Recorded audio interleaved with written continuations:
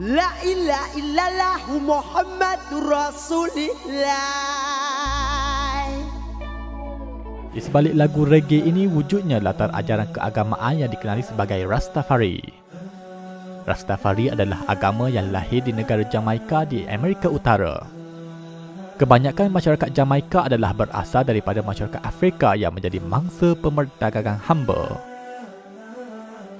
Sekitar abad 15 sehingga 18 Masihi, berlaku imperialisme besar-besaran dari pihak barat ke atas Afrika dan termasuk juga Asia Tenggara. Di Afrika, penjajah barat memperdagangkan orang-orang Afrika. Mereka dibawa ke benua Amerika Utara dan Selatan untuk dijadikan sebagai hamba kerja mereka. Salah satunya lokasi yang ditempatkan orang-orang Afrika ini adalah di Jamaika. Selama itulah masyarakat Afrika di Amerika Utara sering ditindas dan didiskriminasi oleh orang kulit putih dan dipaksa mereka untuk menganut agama Kristian. Oleh disebabkan penindasan itu, muncul gerakan harapan untuk pembebasan dari kalangan mereka. Terdapat seorang tokoh berpengaruh berkulit hitam bernama Marcus Garvey. Dia seorang pemimpin politik di Jamaika yang banyak memperjuangkan isu masyarakat Afrika Amerika. Gerakannya itulah antara yang menyumbang kepada wujudnya agama Rastafari. Marcus Garvey mengetuai sebuah organisasi yang dikenali sebagai Universal Negro Improvement Association, yang mana misi mereka adalah untuk menyatukan orang kulit hitam dengan tempat asal mereka, iaitu menghantar mereka semula ke Afrika.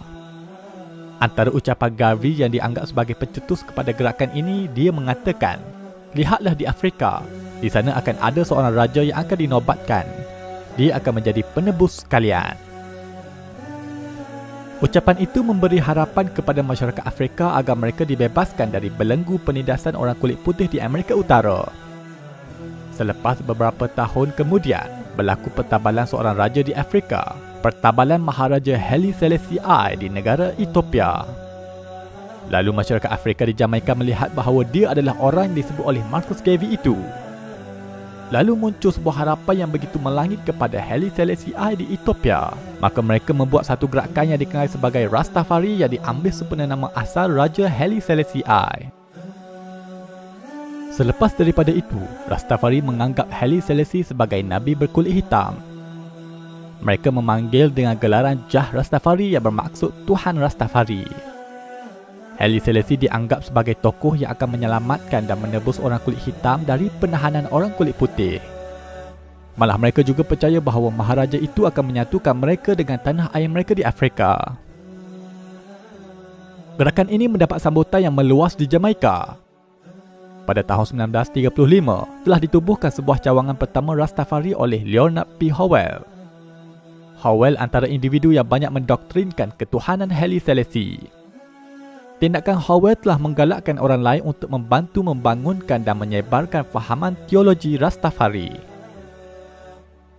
Oleh kerana terdapat gerakan yang memuja Haile Selassie di Jamaika, pada tahun 1966, Haile Selassie melawat ke Jamaika, di mana beliau telah disambut dengan semangat yang begitu hebat dengan harapan Haile Selassie membebaskan mereka dari negara Jamaika. Pada ketika itu berlaku satu revolusi dalam industri muzik, berlaku perkembangan muzik reggae yang dipopularkan oleh tokoh Rastafari kepada dunia. Antara yang terkenal dengan mempromosi muzik ini adalah Bob Marley. Dia adalah salah seorang tokoh yang paling penting dalam agama Rastafari. Muzik ini berkembang ke serata dunia. Di dalam perkembangan muzik itu juga terdapat unsur-unsur keagamaan yang menjadi kepercayaan Rastafari. Pada tahun 1974, merupakan tahun yang menghampakan bagi penganut Rastafari kerana pemerintahan Haile Selassie telah ditumpangkan oleh revolusi Marxis. Dia dikatakan meninggal dunia pada tahun 1975. Penganut Rastafari beriman kepada konsep Tuhan Yahudi dan Kristian. Mereka juga percaya kepada konsep Trinity di dalam Kristian. Mereka memanggil dengan nama Jah yang merupakan singkatan kepada nama Tuhan Jehovah. Secara asasnya, kepercayaan Rastafari adalah berdasarkan kepada kepercayaan agama Yahudi dan Kristian disebabkan mereka beriman dengan kitab Bible.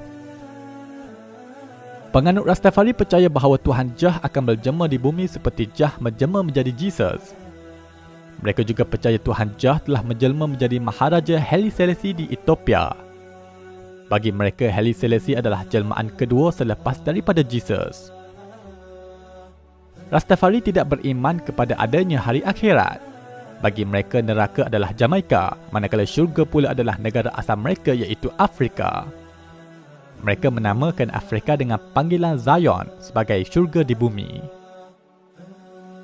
Dalam Rastafari, ganja atau marijuana dikira sebagai alat yang bersifat spiritual untuk sampai kepada Tuhan. Bagi mereka, menghisap ganja dituntut dalam Bible. Mereka akan menggunakan sejenis bekas yang memiliki pipe untuk menghisap ganja dikenali sebagai bong atau Rastafarian memanggil sebagai ganga. Sebelum mereka menghisap bong tersebut, mereka akan berdoa. So before we go, we bless ourselves and say a prayer, Sila. Yeah, and that is my short prayer. And then we will bubble. Kebanyakan kaum Rastafari adalah vegetarian atau hanya memakan jenis-jenis daging tertentu sahaja. Arak juga dilarang dalam agama mereka. Kitab suci Rastafari dikenali sebagai Holy PB atau dikenali sebagai Bible orang kulit hitam. Ini kerana diskriminasi di antara orang kulit putih dan kulit hitam begitu serius di Jamaika sehingga perlu membuat Bible untuk versi orang kulit hitam. Bible ini telah disusun oleh Robert H. Roger Anguilla sekitar tahun 1913 dan diterbitkan pada tahun 1924. Holy PB adalah versi Bible Kristian yang ada sedikit perbezaan dengan Bible biasa. Mereka memiliki amalan dan ritual Rastafari agak unik dan berbeza dengan agama Kristian yang lain. Ramai orang mengagumi batang tubuh penyanyi lagu No Woman No Cry. Lagu-lagu reggae yang diperkenalkannya mendapat sambutan dari kalangan anak muda. Malah gaya rambut, gaya hidup dan segala ada pada Bob Marley itu dijadikan sebagai trend. Bob Marley sinonim dengan imej berambut dreadlock, imej ganja dan juga imej warna merah, kuning dan hijau. Ketiga-tiga ini bukanlah budaya atau trend, tetapi ia merupakan amalan kepercayaan agama yang diamalkan oleh Bob Marley, iaitu kepercayaan agama Rastafari.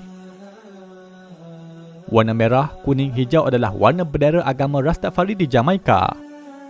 Warna itu adalah melambangkan kepada warna bendera Ethiopia. Sedangkan warna bendera Jamaika adalah berwarna hijau, kuning dan hitam.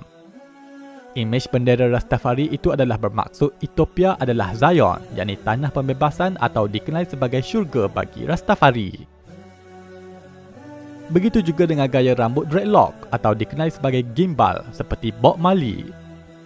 Bob Marley membuat gaya dreadlock bukanlah disebabkan oleh budaya atau tradisi, tetapi gaya itu juga merupakan salah satu tuntutan dalam ajaran Rastafari. Perkara itu disebut dalam kitab Holy PB dalam buku Imamat bab 21 ayat 5 yang melarang mereka untuk mencukur rambut. Bagi mereka dengan imej dreadlock, mereka akan lebih dekat dengan Tuhan Jah kerana dengan rambut itu dilihat seperti singa atau Lion of Judah. Bob Marley juga sering kali diimejkan dengan menghisap ganja atau marijuana. Sebenarnya itu juga merupakan anjuran di dalam agama Rastafari. Menghisap ganja adalah dikira pengalaman spiritual mereka. Kebiasaannya Rastafari akan menghisap ganja apabila mereka ingin bersyair atau menyanyi. Bagi mereka itulah cara untuk memperolehi kebijaksanaan dan itu menjadi sebahagian daripada ritual keagamaan untuk mendekatkan diri kepada Tuhan Jah.